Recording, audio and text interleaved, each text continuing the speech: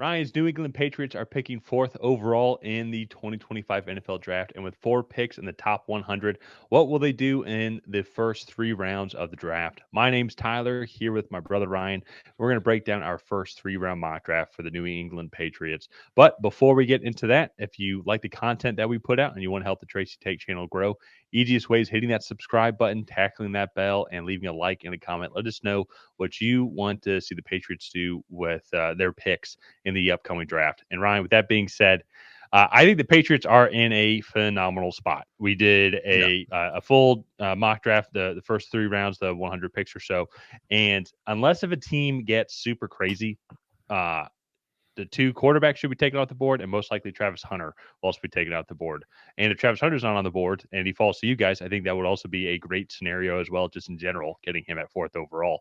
But Yeah. it seems more and more likely that Abdul Carter is probably going to be that fourth overall pick.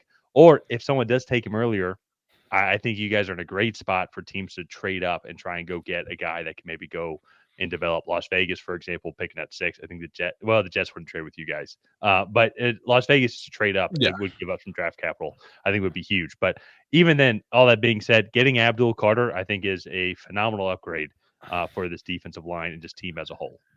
Yeah, I mean, I think you look and just his rise up draft boards where he was a first round pick coming into this draft class, but he's really kind of separated himself, especially in his first year playing edge full time.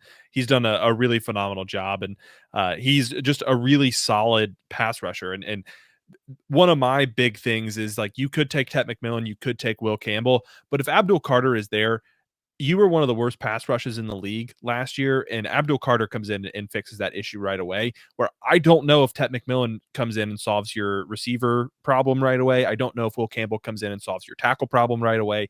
There are other guys in the draft later that we'll talk about, and so I think Abdul Carter, if he falls here at 4, that's the dream scenario for the Patriots. If for whatever reason one of these quarterbacks falls to them at 4, I think, like you said, this is a prime trade back spot. And if they don't want to trade back, I do think you could take Tet McMillan or Will Campbell and kind of solidify the offense around, or help start to solidify the offense around Drake May. But all in all, I think Abdul Carter would just be a phenomenal pick here. Yeah, I will say I could understand maybe Will Campbell not being the best fit because you guys need more tackle position, and he's probably going to kick in to guard. Not saying Yeah. Will Campbell, I think would help out your offensive line. Just where Oh would no, he he would. help out? I think Ted McMillan, even if you guys get T Higgins in this free agency, I even think getting a Ted McMillan, and then now you set up your rookie quarterback with T Yeah. Higgins, Ted McMillan, Demario Douglas. Hunter Henry, if you guys want to end up re-signing him. Actually, did he No, sign? he signed an extension last offseason. My Yeah, my one concern with Tet McMillan is that he'll kind of turn into like a Drake London situation in Atlanta that you're familiar with. But yeah, he's a really good wide receiver, and he is like a wide receiver 1, but he still needs like a complement to reach his full potential. He's not a Marvin Harrison Jr., Malik Neighbors, Romo Dunze talent where he could be the number 1 on his own and reach his full potential without a great supporting cast. If that makes sense.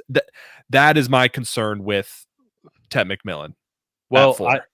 so I'll push back a little bit on the Drake London because I actually think if you're going to compare him to Drake London, I think Drake London can be that number 1 guy. I don't know if he needs uh, another number like another guy to really help out. I think he just needed a quarterback, and I think what Drake May would bring. Yeah, I think Drake May can and that's fair. make Ted McMillan be really good, even if it's just Ted McMillan. But to your point, though, in a scenario where they get T Higgins, and you think Ted Yeah. McMillan needs another guy to be across from him, I think that's even then more of a reason than to go out and draft him.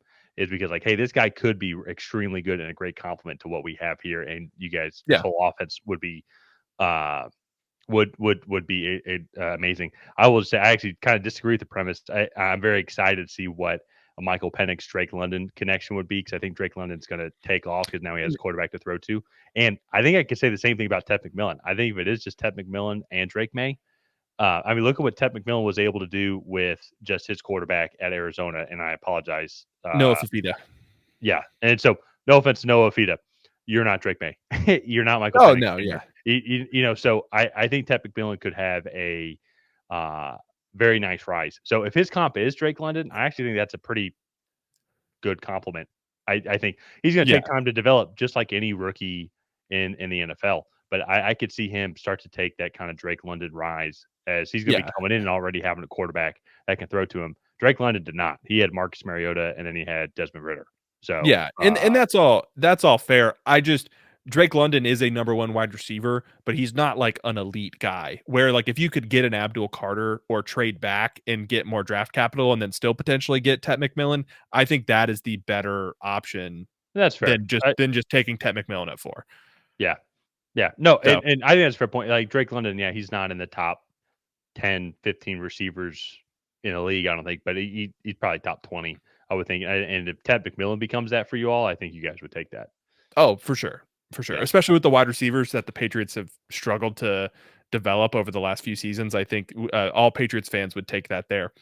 exactly. Let's move on to their second round pick. And this pick is going to be Aireontae Ersery, the tackle out of Minnesota. Had a good Senior Bowl down in Mobile, and I think really kind of separated himself from the second tier of left tackles. Him, Josh Connerly, both played well at left tackle. Anthony Belton was a name that I thought would play well, but I didn't expect him to be like playing at the same caliber as Aireontae Ersery. But he falls here to pick 38. They probably will have to trade up and draft him at the back end of the first round, I think, if they really want to snag him.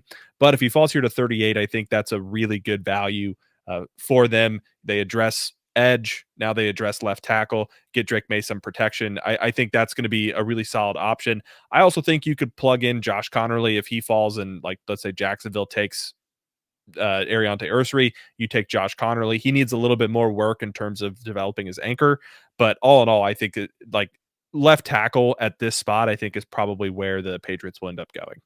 Yeah, and I think he could be a guy. My big thing is he might be kind of stiff, but luckily Mhm. he's just so big that it's going to be hard to get around him in general. And I think as he just keeps on developing, I think that's something that the Patriots can work out for. But similar to kind of like what our conversation was around Ted McMillan and like on the last slide, like on why you would go for him, is I think also too to help out Drake May, you need to get that blindside block.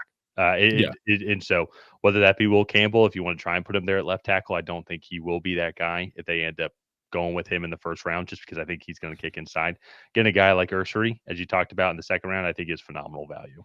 Yeah, and then I also think too, Ersery might not be plugged in right away, depending on who that they sign in free agency. If they go, they get a Cam Robinson, a Jedrick Wills, an Alaric Jackson. If they get Alaric Jackson, there might be other calls for this pick to maybe be a wide receiver if they go Abdul Carter at 4. But like there could be a veteran in place when he gets there, so he has time to work out some of his kinks. But all in all, if you could get a solid developmental guy here at 38 for your left tackle position, I think that would be another just really good add for this Patriots team. So moving on now to their first of 2 third round picks, Jack Bech, the wide receiver from TCU. First off, I just want to say wishing Jack Bech and his family the best after the situation in New New Orleans Orleans, on yeah, New Year's Eve. All of football's heart broke when they heard that story, and then watched the Senior Bowl and watched him win MVP this past week. I think was just a phenomenal story, and a lot of people are really excited to yeah, watch him go into the NFL. With that being said, Jack Bech is a really phenomenal wide receiver prospect. Good hands, wins in contested catch situations, wins through contact, very physical, former tight end. And I think just all in all, if he's here at 69, that would be tremendous value. We did this mock before the Senior Bowl, so it probably won't be here, but just a really solid wide receiver. They could go a few other routes, maybe at the wide receiver position if Jalen Royals falls, Savion Williams. We'll just kind of have to see at that point.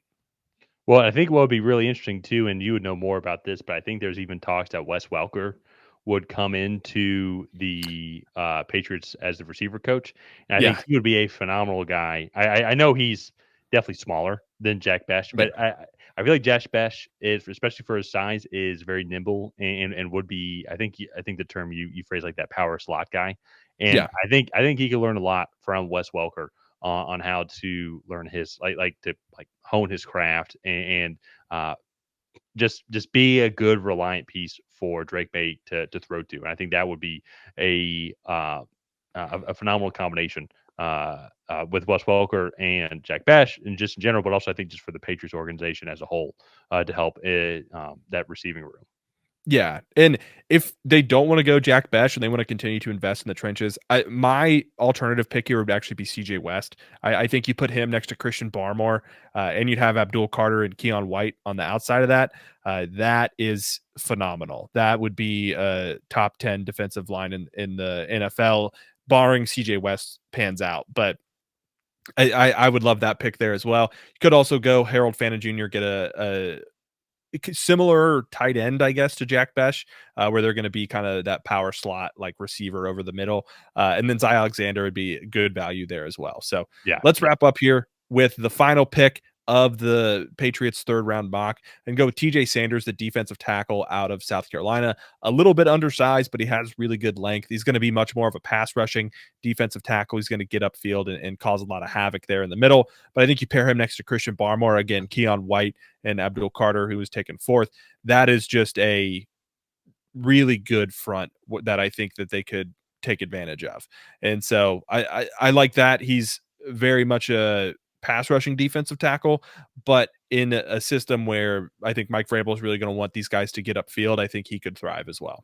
yeah. And once again, too, I wanted to say his name again because big CJ West fan, but he was also Yeah. still available on the board here. But Yeah, that's fair. I do think addressing that defensive line as much as possible because I you guys will address secondary, I think, in day 3, but Christian Gonzalez alone, I think helps out that secondary so much and how he can lock down an entire side of the field. And so, Mhm.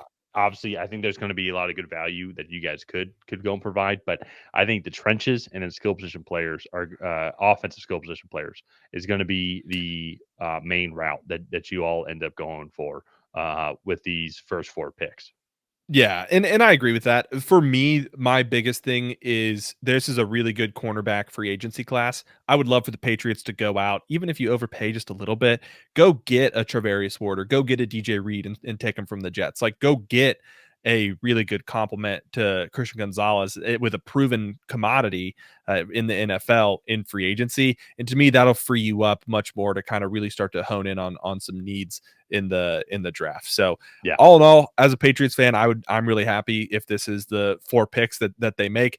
Maybe they move around a little bit more, and maybe they jump back up into the back end of the first, back into the second to grab somebody that they like a little bit more. But all in all, I think this was a good mock draft for them. So let's go ahead. Let's wrap up this video here. If you guys have not already, please go ahead and like and subscribe. That is the best way to help out the channel. While you're down there, leave a comment on what you thought of this Patriots 3-round mock draft. Did you love it? Did you hate it? What would you have done differently? And other than that, we will see you guys next time.